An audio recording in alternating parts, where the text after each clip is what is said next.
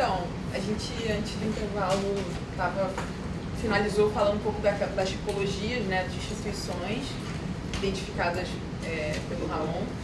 E agora a gente vai entrar um pouco numa discussão sobre tratamento arquivístico e algumas recomendações para esses arquivos específicos, né, relacionados à salvaguarda, né, de direitos humanos. Né.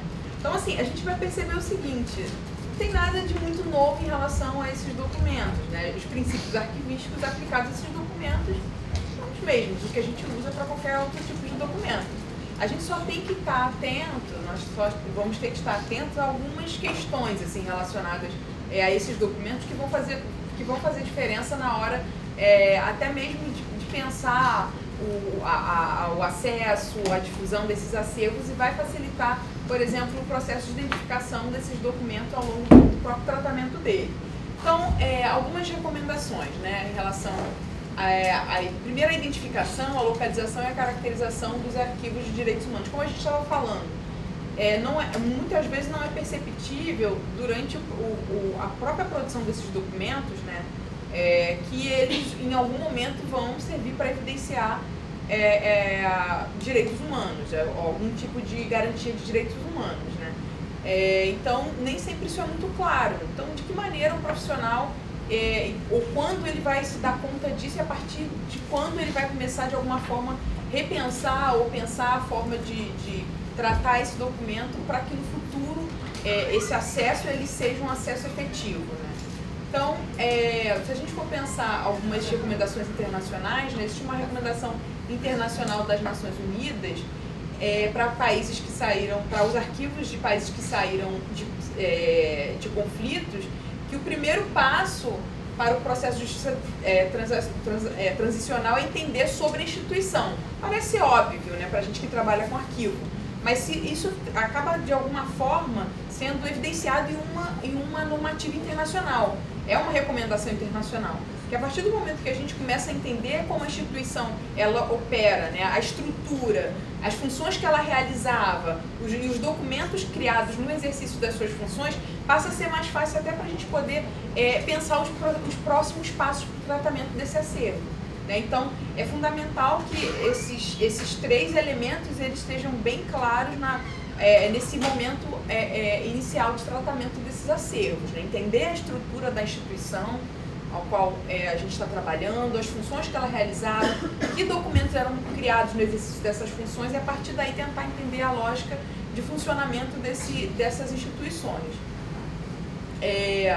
Além dos processos e dos princípios arquivísticos, né, como eu falei no início, que são fundamentais de serem aplicados nesse arquivo como em qualquer outro, o Vila Ayala, ele traz alguns aspectos interessantes para a gente observar em relação a esses acervos. Né? Ele fala da questão da proteção, a gente falou bastante disso aqui já hoje, mas é interessante a gente retomar esse aspecto, porque no tratamento desses acervos, né, essas medidas protetivas anteriores, elas vão fazer diferença em relação à integridade total do acervo, em relação a essa completude do acervo, essa ideia de que a gente falou de que a importância desses acervos serem preservados, não haver nenhum tipo de descarte ou de retirada de parte desse conjunto documental, para que a gente possa entender ele no seu todo, né, no futuro, enfim. Então ele fala sobre medidas que evitem danos à documentação. Ele recomenda que esse arquivo ele seja incluído em um censo. Existem alguns censos relacionados aos arquivos relacionados a direitos humanos. Tinha um censo que era um censo informal, que eu achava super interessante, deixa eu passar aqui para vocês verem, que era um censo feito por ele era um profissional da área, né, que atuava especificamente com essa parte de arquivos de direitos humanos, e os acervos que se identificassem com essa lógica de produção de documentos relacionados aos direitos humanos, eles se incluíam nesse mapa. E esse mapa ele ia sendo preenchido, né, por esse pesquisador, e durante um tempo ele foi alimentado.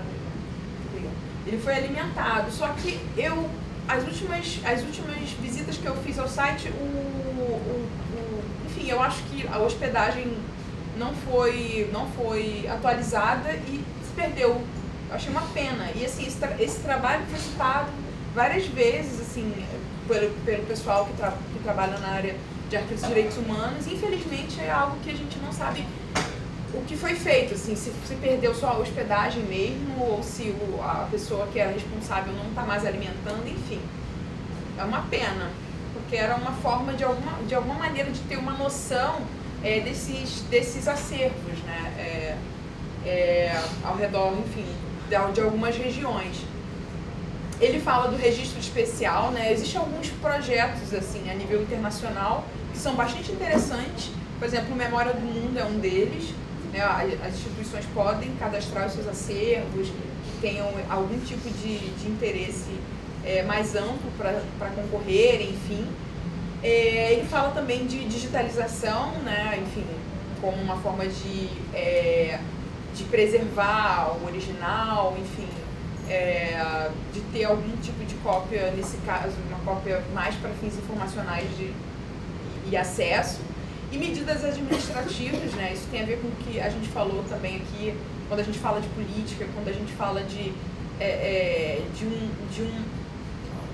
um compromisso que a instituição assume, né, com esses acervos, a ideia de que é importante que as instituições reconheçam que elas custodiam esse tipo de acervo e que, a partir disso, tomem medidas administrativas que visem a proteção desses conjuntos documentais. A gente falou também da avaliação, né?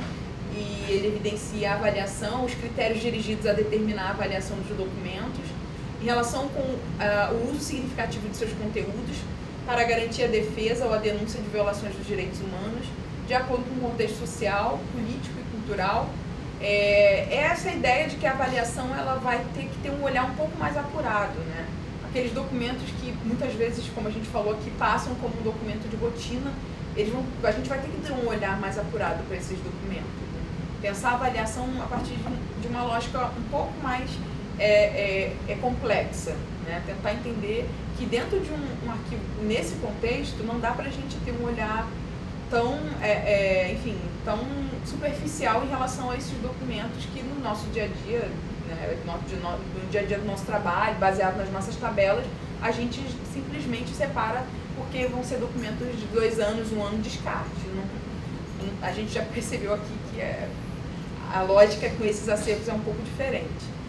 O acesso, né, os mecanismos dirigidos a garantir o direito de acessar os documentos, e aí tem a ver com o princípio de máximo acesso e mínima restrição dentro daqueles aspectos que a gente já falou, que tem a ver com o respeito da vida privada, o respeito à honra, enfim, a imagem, né, das pessoas, mas é a ideia de que esses acervos, a percepção maior é que o acesso tem que ser dado, né, a restrição é mínima, ela é só em casos realmente avaliados e identificados com um grau de criticidade a ser aplicado. Fora isso, a ideia é de que esses acervos têm que ser abertos, e a difusão, que visa promover o uso dos arquivos, assim como estimular a participação da sociedade. É interessante a gente pensar também, eu estava até falando isso ali com os colegas, quanto mais visibilidade esses acervos têm, mais a sociedade entende a importância deles, né, dentro de um contexto social, né, mais a sociedade se compromete com esse tipo com a preservação desse tipo de acervo, né, e mais ela entende que em algum momento esses documentos podem ser úteis, né, tanto quando a gente já falou aqui um pouco em relação a isso, a questão pedagógica, né, tanto para entender como determinado acontecimento histórico, como determinado fato histórico se aconteceu dentro de um determinado país, e como aquilo se deu, que processos foram esses, né? E a ideia do que a gente traz muito é a não repetição, principalmente de violações de direitos humanos, como educar para os direitos humanos, é um debate que ultimamente tem sido muito frequente, principalmente dentro do contexto educacional, educar para direitos humanos, como pensar o contexto histórico em que essas violações ocorreram, como repensar uma sociedade em que identifica esses crimes e que age para que eles não se repitam, então tem essa percepção também. Nesse sentido, o uso pedagógico, por exemplo, desses documentos por escolas, por instituições, por museus, enfim, tem uma possibilidade infinita de uso pedagógico dessa documentação. E algumas instituições fazem isso de uma forma bem interessante, contextualizam, fazem palestras, fazem debates, enfim. Então, a gente tem que, de alguma forma, tá compreendendo esses acervos também a partir desse âmbito. Aqui eu já tinha mostrado para vocês, né, um dos exemplos de medida de proteção. Um outro é esse registro especial de arquivos de direitos humanos, que o órgão, né, que elaborou esse edital é o Centro Nacional de Memória Histórica, que a gente já falou aqui da Colômbia. Diante de todo isso que a gente conversou, né, da complexidade dos acervos, no caso colombiano, essa ideia de produção de documentos pessoais, essa ideia de memórias, enfim, essas escritas de si, do conflito, do que as comunidades passam, essas escritas coletivas também, eles passaram a fazer esse registro, né, especial de arquivos relacionados a direitos humanos, em que aqueles grupos, né, que se identifiquem as suas produções de documento a partir dessa lógica podem fazer esse registro especial. E, então, se vocês olharem lá no site deles, tem todas as normas, assim, por que isso eles explicam por que é importante, como pode ser feito, os formulários que, no caso, os grupos ou as instituições têm que preencher para poder fazer o encaminhamento. Então, de alguma forma tentar mapear o que está sendo produzido, o que já foi produzido em relação a esses arquivos. Aqui o Memória do Mundo, né, que eu tinha falado antes, aqui ele explica um pouco dos acervos, todos os acervos que estão registrados, enfim, aqui ele fala um pouco dos arquivos de direitos humanos do Chile, enfim, explica um pouco, contextualiza esses acervos e também tem todo um contexto da importância de fazer esse registro, enfim, fala um pouco sobre os eventos relacionados a esses temas, então é bem interessante também. Um outro projeto interessante relacionado a essa preservação dos documentos é o que a Anistia Internacional dos Estados Unidos eles fizeram. A partir de 94, eles começaram um movimento de identificação dos acervos relacionados aos trabalhos desenvolvidos pela Anistia, e eles passaram a aceitar também doações relacionadas a esse tema. Então, eles têm um projeto bem interessante em relação a isso, um grupo de trabalho bem forte também. Se vocês tiverem interesse, vocês podem entrar lá no site deles, eles explicam a quantidade, quantos material eles têm, como começou, os voluntários, eles têm muitos voluntários que trabalham com esse tema, enfim. Aqui instituições de direitos humanos e universidades eles estão vinculados para trabalhar esses documentos, enfim, faz todo um histórico de como esse trabalho ele começou. E eu acho bem legal esse trabalho da Anistia Internacional, porque de alguma forma houve uma preocupação de entender o arquivo da própria instituição e de se abrir como uma instituição que aceita doações, né? Se a gente for pensar que muitos desses conjuntos documentais doados, em algum momento pode ser que, por falta de espaço de alguma instituição ou de algum titular, haja enfim, em algum momento eles tenham que se desfazer ou pensar em se desfazer dos documentos, e você tem uma instituição como a Anistia Internacional que aceita essas doações, né, que está preocupado com isso, é bem interessante, enfim. Então, aqui tem toda uma contextualização, quem está envolvido, eu posso doar meu material, aí tem aqui um formulário para transferência, né, para transferência ou doação dos documentos, enfim. Como acessar, eles explicam como o usuário pode acessar esses documentos, enfim. Como depositar, fazer o depósito do material. Então, assim, é uma iniciativa que eu achei bem interessante em relação a esse tema.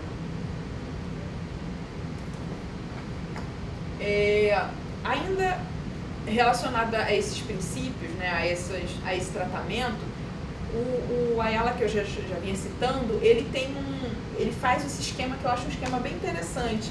Ele traz toda a perspectiva dos processos arquivísticos, dos princípios arquivísticos, e ele trabalha com essa ligação daquilo que ele identifica como importante em relação a esses arquivos relacionados à garantia dos direitos humanos, né? E aí ele identifica que esses dois conjuntos dos processos arquivísticos, princípios arquivísticos e esses critérios específicos para o tratamento dos documentos relacionados à garantia dos direitos humanos acaba gerando medidas para a gestão desses arquivos, né? Ou seja, de uma forma que possa salvaguardar esses acervos e de alguma maneira trazer um acesso, enfim, um acesso eficiente ou melhorar o acesso a esses documentos. Isso aqui que eu estou trazendo é um debate muito simplificado, porque essa perspectiva de tratamento dos documentos relacionados à garantia dos direitos humanos é um debate bem interessante e longo. A gente não tem muito acesso, não tem, na verdade, acesso, pelo menos eu não conheço em português, a esse tema, mas em espanhol tem bastante coisa. Então, assim, eles trabalham com, por exemplo, identificação de tipologias para esses arquivos. Eles fazem um levantamento exaustivo da estrutura, das funções, das instituições para poder pensar a produção como foi pensada a produção desses documentos, para identificar como é que se estruturavam essas organizações. Então, é um estudo bem interessante a partir do princípio da proveniência, enfim. É um tema que tem bastante material, enfim, a ser trabalhado e para trabalhar. E aqui eu trouxe simplesmente uma ideia para a gente ver o que essas pessoas que trabalham com esse tema estão pensando em relação ao tratamento, né? Não é simplesmente achar que, tá, beleza, os princípios arquivísticos podem ser aplicados, podem, mas existem algumas características em relação a esses acervos que a gente tem que estar atento, né? A gente já falou em relação a elas aqui, a avaliação, a proteção, ao acesso, a difusão. E uma outra questão em relação a esses acervos tem a ver com a questão da própria descrição.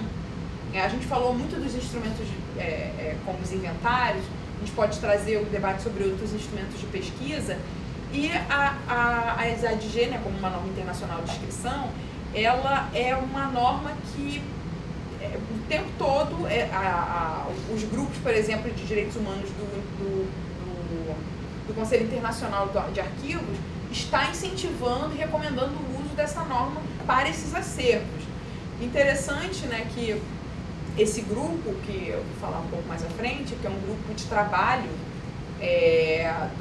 do Conselho Internacional de Arquivos, eles fizeram esse documento, que é um documento específico para a aplicação da ESADG para arquivos relacionados a direitos humanos. Está lá também na página. Deixa eu dar uma olhada aqui para ver se eu trouxe. Tem 32 páginas.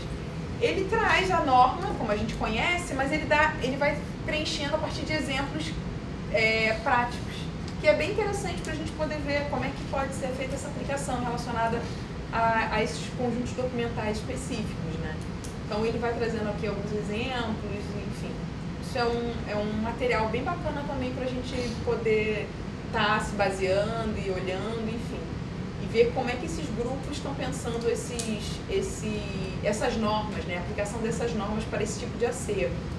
Então, assim, as regras, né, são aquilo que a gente já debate, a gente já conhece, a descrição do geral particular, informação pertinente ao nível da descrição, do fundo, série, ou unidade documental, relação entre as descrições, a não repetição de informações, enfim, isso que a gente, no dia a dia de trabalho, já está acostumado. Algumas recomendações também em relação aos critérios de avaliação, né, que a gente já discutiu bastante aqui. A própria avaliação desses conjuntos documentais, né, quando se passa a esse trabalho de avaliação, é importante estar atento se identifica algum tipo de característica de futura comprovação de garantia de direito humano nesses documentos, né? ou a partir da lógica de que algum direito humano foi violado, né, ou de que alguma garantia fundamental foi violada, né, ou mesmo da própria instituição dentro desse contexto que a gente falou de repressão, enfim. A partir do momento que você identifica isso, já é importante que o arquivista, que o profissional já esteja atento ao próprio processo de avaliação. Ele fala também do impacto do conflito, né, no contexto local, regional e nacional, ou seja, você entender aquele conflito existente e o impacto dele nesses contextos, né, enfim, tentar observar de que forma esse conflito ele teve impacto na vida daquela comunidade, na vida daquela sociedade, ações sociais em torno do cumprimento dos direitos humanos, ou seja, o que foi feito, o que foi feito dentro e fora para que os direitos humanos, né, o cumprimento dos direitos humanos fosse garantido, e aí tem a ver muito com o que a gente falou em relação às instituições que estão lá do outro lado, de alguma forma tentando, enfim, garantir minimamente direitos fundamentais de grupos que de alguma forma estão sendo prejudicados, enfim. Ou dentro mesmo, por exemplo, alguns arquivistas vão trabalhar em instituições que trabalham com proteção dos direitos humanos, né, como a Anistia Internacional. Então, a avaliação desses conjuntos documentais tem que ter esse olhar mais apurado também, né, de você já entender que uma instituição como a Anistia Internacional já tem isso como uma atividade fim. Então você já está, uma outra lógica, a atividade fim dela já é essa. Então esse olhar criterioso, ele tem que ser ainda mais acentuado, né? O modo de operação dos perpetradores de violações, tentar entender como funcionava a máquina repressora, de que forma ela se desenvolvia, ela se instituía, respostas institucionais frente às violações aos direitos humanos. A gente vai ver um exemplo interessante que eu já falei aqui da África do Sul em relação a isso, né? As respostas que as instituições normalmente dão a esse tipo de violação, os modos de vida, os projetos sociais e comunitários daqueles afetados pelos conflitos, tentar entender como aquela comunidade se desenvolvia, de que forma ela atuava, né? De que forma ela respondia a esses conflitos, a esses contextos de conflito, enfim. E um debate interessante também em relação ao tratamento desse conjunto documental tem a ver com um trabalho que o Duchamp ele fez lá na década de 80, sobre acessibilidade de obstáculo, né? Ele fala sobre acessibilidade de obstáculo e obstáculos legais e práticos em relação a esses conjuntos de documentos. Ele fala, por exemplo, da classificação da informação em relação aos graus de sigilo, a gente já falou disso também, essa atenção a classificação desses documentos, né? Isso tem que ser feito a partir de uma política, isso tem que ser pensado, isso tem que ser discutido amplamente, né? É sempre importante que essas classificações de sigilo, elas estejam, de alguma forma, dialogando com legislações internacionais e nacionais, né? Muitas vezes existe dúvida em relação a como classificar esses documentos, ou se eles devem ou não ser classificados. Então é importante que o responsável por esse trabalho sempre esteja olhando as normativas internacionais e nacionais, né? Essa legislação interna da instituição não pode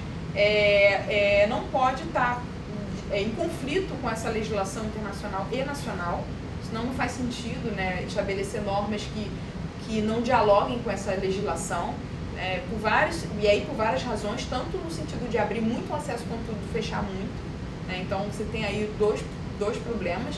A gente, felizmente, no Brasil tem no momento uma lei de acesso à informação que prevê que documentos relacionados a violações de direitos humanos têm que ter o máximo acesso, né? Enfim, mas existem países que isso não é uma realidade. Então, essas realidades específicas têm que dialogar com essas legislações a nível nacional e internacional.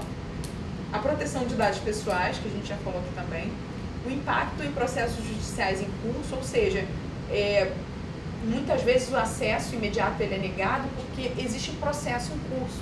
E a divulgação dessas informações prejudicaria o próprio andamento dos processos. Aí é uma outra lógica, né? A gente tem uma perspectiva que é diferenciada. Então, nesse sentido, o resguardo dessa informação é importante, é diferente. Isso tem que ser algo, enfim, a ser identificado também. A falta de organização e classificação do acervo, né? Ou seja, se você não tem o mínimo controle do que é produzido, do que foi produzido, você também não consegue divulgar e não consegue dar acesso a esses documentos. A escassez de recursos humanos e materiais para o tratamento documental também faz parte da realidade de uma grande parte de instituições, né? E a inexistência de ferramentas de consulta, catálogos e inventários, que a gente já falou aqui também. Quando a gente entra mais especificamente nesse debate em relação ao papel dos arquivistas, né, com relação aos direitos humanos, a gente percebe que tem alguns marcos assim, fundamentais para a gente perceber quando essa discussão vai começar, de forma mais específica. E em 93 aconteceu na Conferência Internacional da Mesa Redonda de Arquivos, né, que cita, a aprovação da criação de um grupo de trabalho que visava o estudo dos arquivos de serviços de segurança, aquele que eu tinha falado lá na frente, né? E esse grupo, ele fez eles desenvolveram aquele documento, que foram aquelas recomendações, né, para arquivos de serviços de segurança, que foram atualizados pelo professor Quintana em 2009. E em 2003 foi aprovada também na Conferência Internacional da Mesa de Arquivos e na Cidade do Cabo, na África do Sul, uma resolução acerca dos arquivos e as violações dos direitos humanos.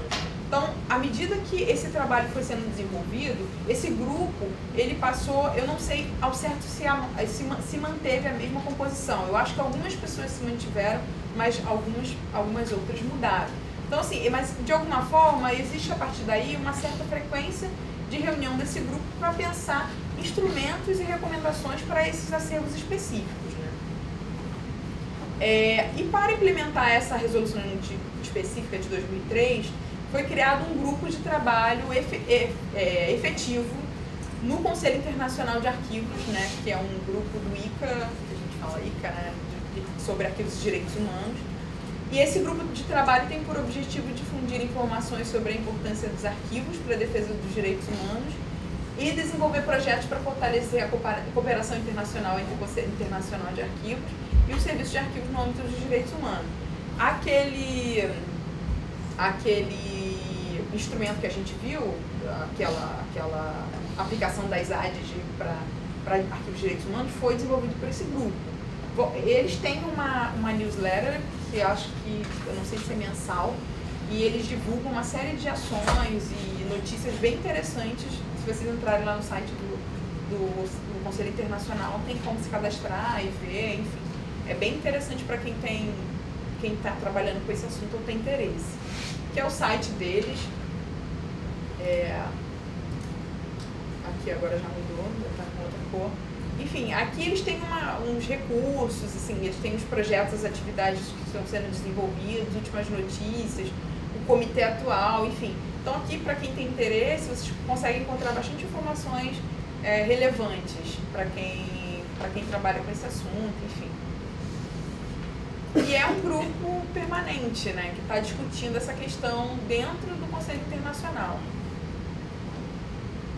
Eles têm um projeto, né, que é um projeto Diretório de Arquivos de Direitos Humanos, que tem por objetivo construir um diretório de arquivos online que se identifiquem com arquivos de direitos humanos, que a gente está falando, essa identificação, né, instituição que identifica que tem acervos com essa perspectiva podem se cadastrar, e arquivos que façam parte de organizações de promoção de direitos humanos, ou seja, aqueles organismos, como a gente falou, que têm como atividade fim a promoção dos direitos humanos.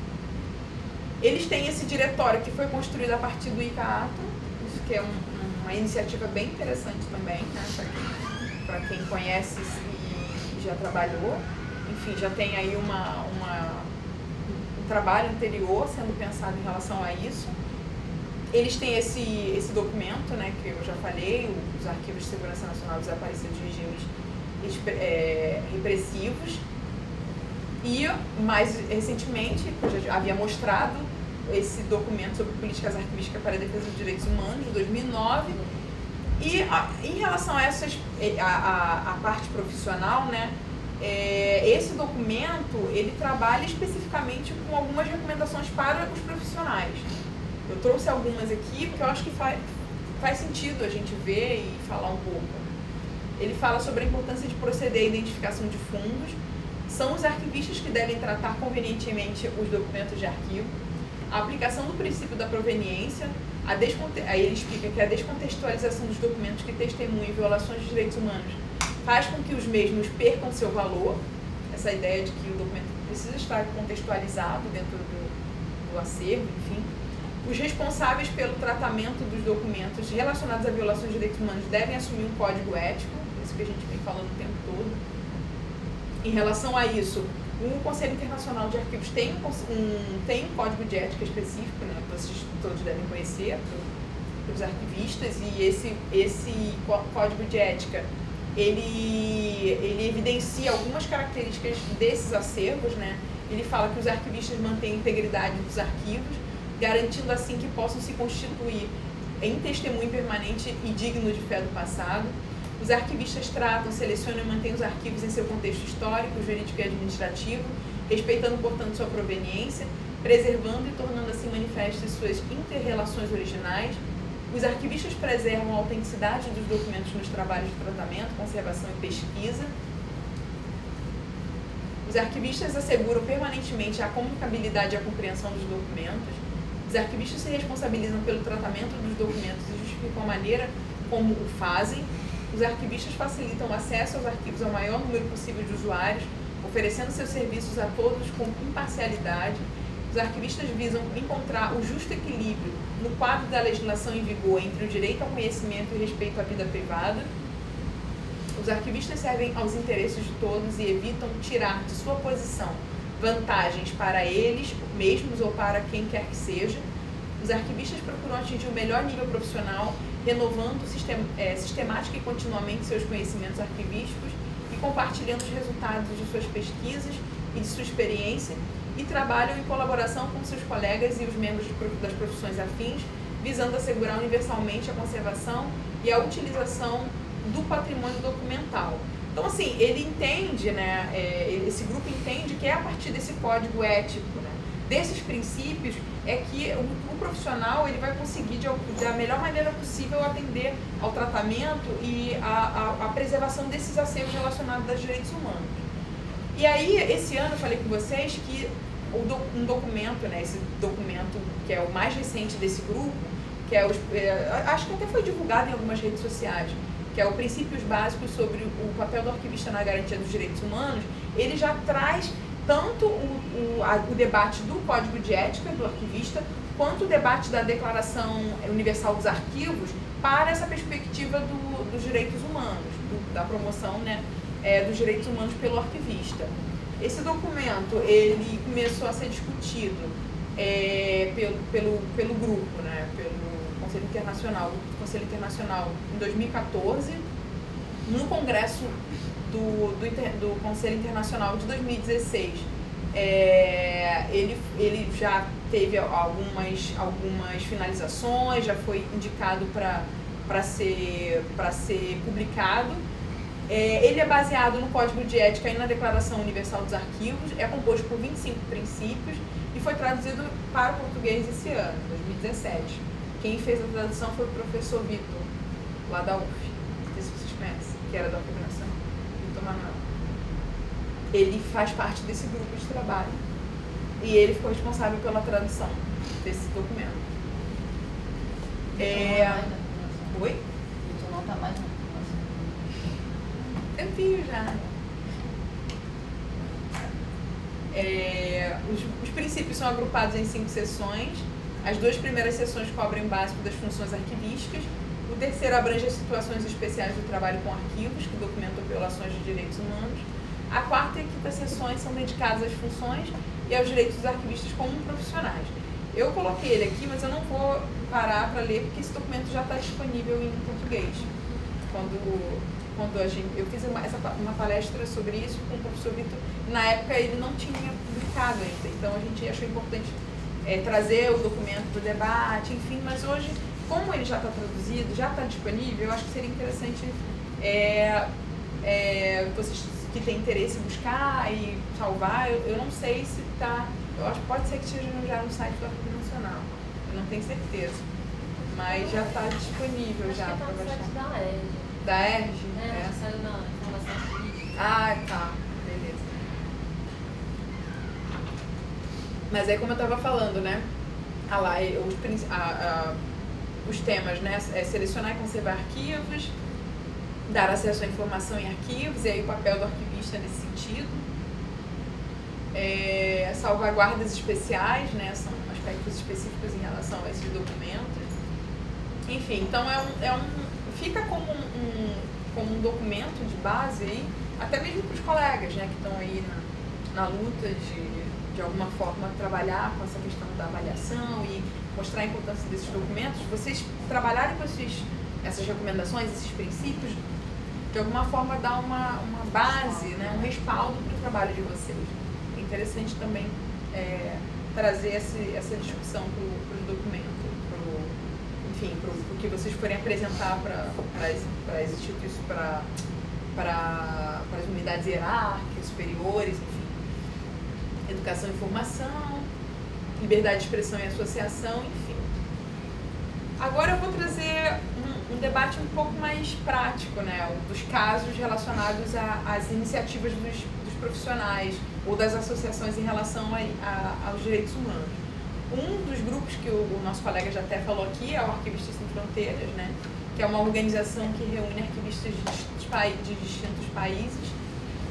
Ela é formada pelos seguintes países: Argentina, Bolívia, Brasil, Colômbia, Chile, Equador, Espanha, França, México, Peru e Uruguai, e tem por objetivo proteger, conservar, organizar e difundir o patrimônio documental em perigo de extinção ou dano irreversível mediante o desenho, a coordenação, o desenvolvimento e a difusão de planos, programas e projetos, incluindo ações para a salvaguarda e a recuperação do patrimônio documental, relacionado com a garantia dos direitos humanos individuais e coletivos dos cidadãos pertencentes aos países que dispõem de uma seção, delegação ou similar do Arquivistas Sem Fronteiras.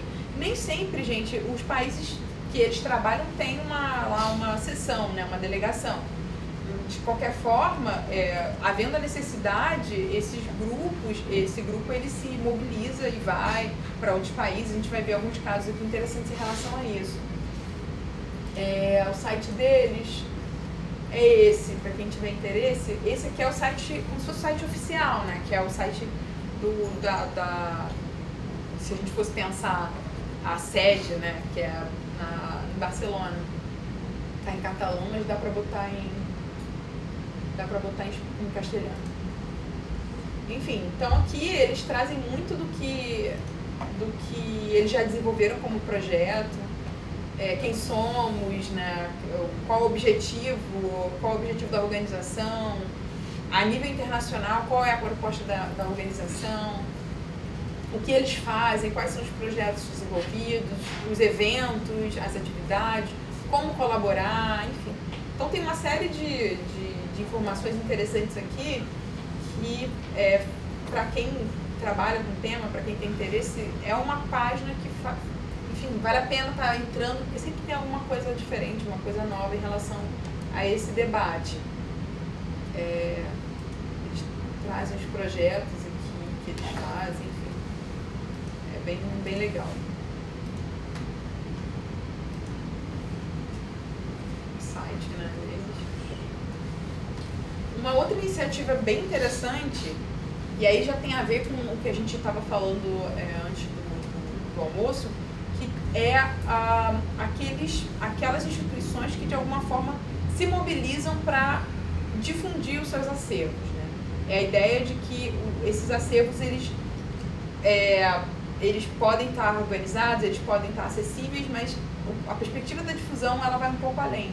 A ideia de disponibilizar esses acervos para que, enfim, pessoas em qualquer lugar possam se identificar, acessar e entender o funcionamento desses acervos, desses arquivos.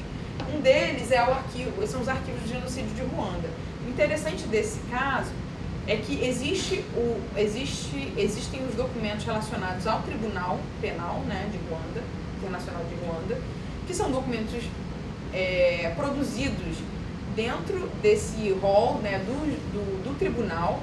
São documentos jurídicos, enfim, que tem toda essa lógica, né, de produção do tribunal, né, que também estão acessíveis, mas existe essa página, que é a página de uma instituição em Ruanda, são os arquivos do genocídio, né, que foi criado justamente para tentar mapear e identificar o máximo possível de informações relacionadas ao genocídio de Ruanda, né, enfim, e salvaguardar o acervo, enfim. Então tem uma série de ações que são feitas por esse grupo, e o material, né, a ideia desse site é justamente divulgar o máximo de material possível. Então eles têm, por exemplo, algumas exposições online que eles fazem, né, porque eles trabalham com documentos de arquivo, mas também trabalham com objetos tridimensionais relacionados ao massacre, ao genocídio, enfim. Então é um site também interessante da gente acessar. E aí tem muito de história oral também, tem muito de testemunhos, enfim, as coleções. Assim, entrar nesse site, você vai entrando e saindo de páginas, entrando em páginas, tem uma lógica, né, muito bem feita, muito bem organizada. Eles trabalham com mapas interativos, enfim, tem vídeos, tem uma série de elementos muito interessantes em relação a esse site. Eles têm blog, tem uma página no Facebook também, que eles divulgam muitos testemunhos e entrevistas, trabalhos que estão sendo desenvolvidos em relação a esse tema. Enfim, então é bem interessante, porque é uma iniciativa assim, que de alguma forma tenta dar conta de atender a um público específico. Porque se a gente pensar que o arquivo do Tribunal Internacional, do Tribunal Penal está em Haia, né? Então, de alguma forma, você tem aí um diálogo com a comunidade, um diálogo maior. Esse arquivo existe em Ruanda, em Kigali, enfim, pode ser acessado, enfim. E ele traz um debate também sobre a ideia de justiça de transição, né? A reconstrução no pós-genocídio. E o caso de Ruanda é interessante porque eles, além do Tribunal Penal Internacional, eles têm o que a gente chama de cortes locais, chamadas GACACA. E essas cortes, elas têm por finalidade julgar crimes a nível local, né? Então, o Tribunal Penal ele teve esse papel maior, mais amplo, né, no sentido de julgar as violações dos direitos humanos do genocídio de Ruanda, e essas cortes locais, chamadas de GACACA, ela tem esse objetivo de julgar esses crimes nas comunidades, né? Então, o interessante dessas cortes é que existe um grupo, né, de juristas, advogados e funcionários que eles, a partir dos testemunhos das vítimas e dos acusados, eles produzem uma série de documentos relacionados a essa corte local, né? Então, eu até trouxe um vídeo aqui para a gente ver um pouco como é que se dá a dinâmica dessas cortes locais. For participating in the genocide. He has confessed, repented, and has therefore been released ahead of time. He knows that he can be sent back to prison if he lies. He describes the murdering without sentiment.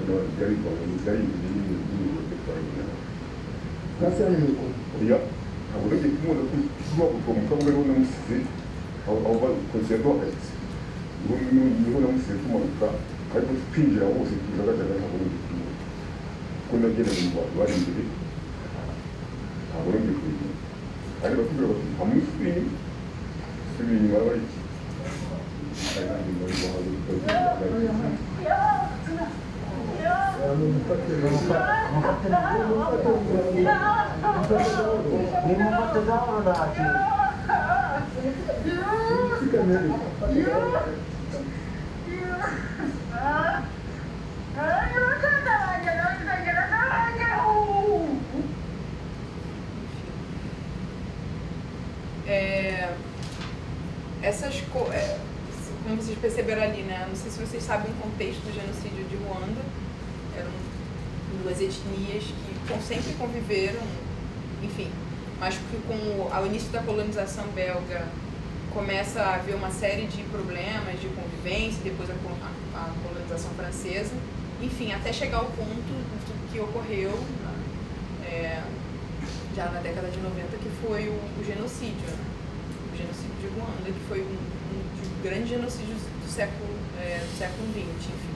E essas cortes locais, elas dão conta de trazer, né, a comunidade, né, que estava envolvida em determinado crime e julgar, enfim.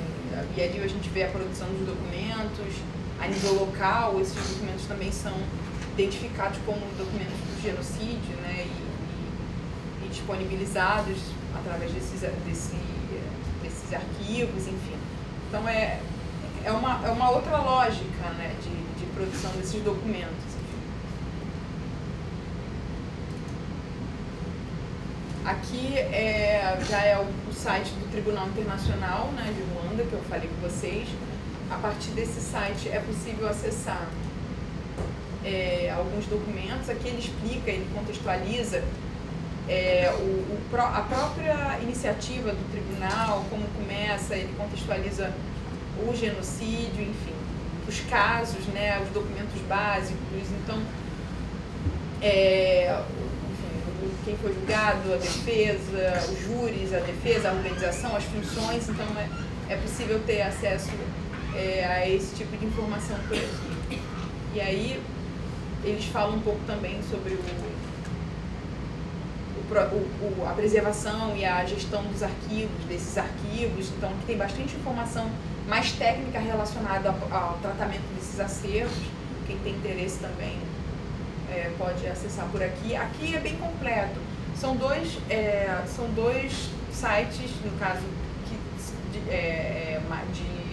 de tribunais mais recentes que estão disponíveis. Um é de Ruanda e o outro da ex-Iugoslávia. Só que o da ex-Iugoslávia é muito, eu não sei se tem a ver ainda com algum tipo de processo que não foi liberado ou de alguma discussão interna. É bem difícil ter acesso, você tem que ter uma senha. O de Ruanda é mais fácil. Eu acho que é um processo mesmo. Mas o da Iugoslávia eu tentei, é bem mais difícil. Até tem alguns documentos, mas é bem mais complexo do que o de Ruanda.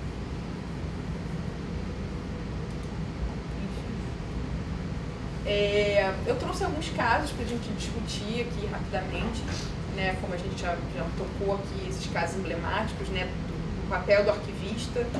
E a postura do arquivista diante desse tipo de acervo, né?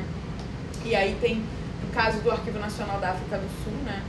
E o arquivista Benny Harris, que alguém já deve ter ouvido falar, que esse assunto foi bem debatido nos anos finais do apartheid, né?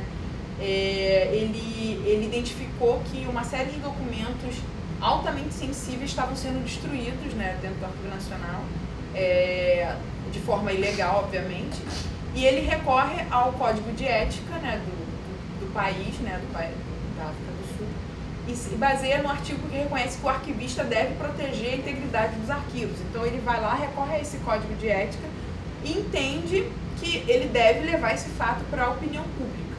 Então, aquilo que a gente estava falando, né, até que ponto o arquivista ele vai se expor, até qual é o limite dessa ação do arquivista. Então, ele identifica ali, a partir do código de ética do país dele, que a partir do momento que ele identificou que existia destruição de documentos sensíveis, ele opta por levar ao conhecimento da opinião pública, né? Vai assumir, obviamente, a responsabilidade, mas ele identifica que isso tem que ser feito. Porque, da mesma forma, se a gente for pensar em um processo posterior de transição, o não assumir uma postura também tem uma implicação, né? É aí que está a grande questão. Então, eu acho que é nesse ponto que eu acho que é importante que os grupos, né, que trabalham com esse tema discutam e tragam sempre essa percepção dos instrumentos internacionais, dos códigos de ética, das declarações, dos princípios, para poder se basear e, a partir daí, tomar as suas ações, né? Um outro caso interessante é do Jean-Luc Rinaldi, que era um jornalista. Ele foi... ele é historiador, na verdade, e jornalista. Ele registra o massacre, né, de mais de 100 dizem que bem mais de 100 argelinos que acontece na França, principalmente durante o período de contestação da Guerra da Argélia. E em Paris esses argelinos são brutalmente assassinados, jogados inclusive no Rio Sena. E esse jornalista, ele faz uma série de coberturas e ele foi posteriormente processado pelo chefe da polícia, Maurice Papon, né, de Paris, que fala que a abordagem dele era difamatória, né? Enfim. E aí o que acontece? O jornalista, ele pede acesso aos arquivos da polícia para poder basear o seu julgamento, né, para poder se defender, e o acesso é negado. E 2 arquivistas que trabalhavam nesse acervo, nesse arquivo, né, local, eles prestam depoimento em favor do jornalista. Então, assim, é outro caso bem polêmico, né? Eles saem desse espaço de reserva aí, profissional, e vão lá prestar o depoimento em favor do jornalista. Já que o documento não pôde ser acessado, eles prestam esse depoimento. Então, assim, é um outro caso bem interessante de discutir em relação a esses limites, né? Desculpa. Isso é um livro? Isso aqui é um livro, que é o livro que o jornalista, né, publica. Esse caso, ele é relatado num livro da Sônia Combe. Eu não vou lembrar. Esse livro não tem tradução em português. Qual? O da Sônia? Esse aqui eu não sei, eu acho que não. O da Sônia, eu acho que também não tem. Eu acho que ele está em francês, mas é muito interessante porque ela conta todo esse caso. Como é que eu não lembro o livro. Sônia Combe. Combe? Isso. Combe. Com C. Eu esqueci o nome do livro. Eu vou lembrar, se eu lembrar até o final. O saber dos arquivos. Não, esse não. Tem esse. Tem, mas é um outro. Talvez eu lembre até o final. E pra gente finalizar, eu trouxe algumas atuações assim mais práticas, alguns casos práticos da atuação dos arquivistas sem fronteiras, né, que a gente estava discutindo aqui, né, como é que eles trabalham, enfim, como é que esse trabalho de salvaguarda desses acervos é pensado, e alguns casos interessantes, né, de projetos que ou estão em curso ou que já acabaram, enfim, achei que seria interessante a gente discutir um pouco aqui e trazer. Tem um específico que é o estudo do arquivo do distrito da Ilha de Boa, em Moçambique, né? Foi financiado pela Agência Espanhola de Cooperação Internacional. Então, assim, você sempre está vendo esses trabalhos de alguma forma sendo financiados por alguma agência internacional, enfim, ou de outro país, porque realmente, dependendo da situação dos arquivos, né, a simples boa vontade de um grupo de profissionais, infelizmente, não funciona. Então, tem que ter toda uma mobilização maior de instituições para que isso aconteça, né? O estudo avaliou a possibilidade de implementação de um projeto de organização do acervo e o estabelecimento de um sistema de gestão documental para os arquivos municipais.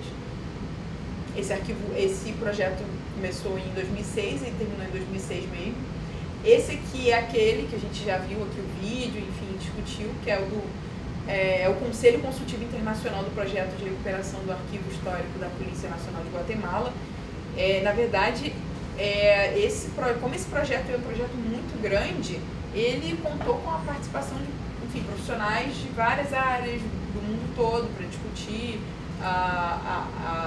enfim, a própria organização do acervo, a própria política de acesso, a própria política de organização, de tratamento, toda a política arquivística relacionada a esse acervo. E não só isso, o próprio tratamento mesmo do acervo, visto que é um acervo enorme, como a gente viu, né? Então, dada a emergência de acesso que havia a esse conjunto documental,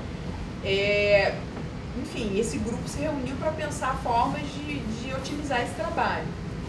Então, em 2007, constituiu-se um conselho consultivo, composto por pessoas e entidades de diversos países relacionados com a defesa dos direitos humanos.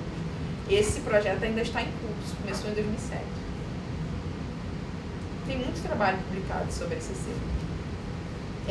O Seminário de Formação em Arquivística para Funcionários dos Arquivos de Banja Luka e Sarajevo começou em 2001 e terminou em 2005. Né? Alguns países têm uma clara defasagem em relação a recursos humanos na área de arquivos, né? Então, esse grupo também tem essa finalidade, que é, de alguma forma, enfim, pensar aí a formação de um grupo de pessoas que possam trabalhar esses acervos, né? Então, esses cursos de formação em arquivísticas foram dirigidos a trabalhadores dos centros do Arquivo Nacional da Bósnia-Herzegovina e dos arquivos municipais do país. Os cursos tiveram por finalidade facilitar a organização dos fundos documentais que sobreviveram à Guerra dos Balcãs. Então é bem interessante essa iniciativa também, porque tem a ver com essa parte de formação mesmo nos arquivos. Aí, gente, era isso que eu tinha para falar. Eu não sei se vocês têm alguma dúvida, se vocês têm, enfim, alguma contribuição, fiquem à vontade. Se quiserem trazer algum debate, se quiserem discutir alguma coisa que foi trazida, estamos aqui para isso.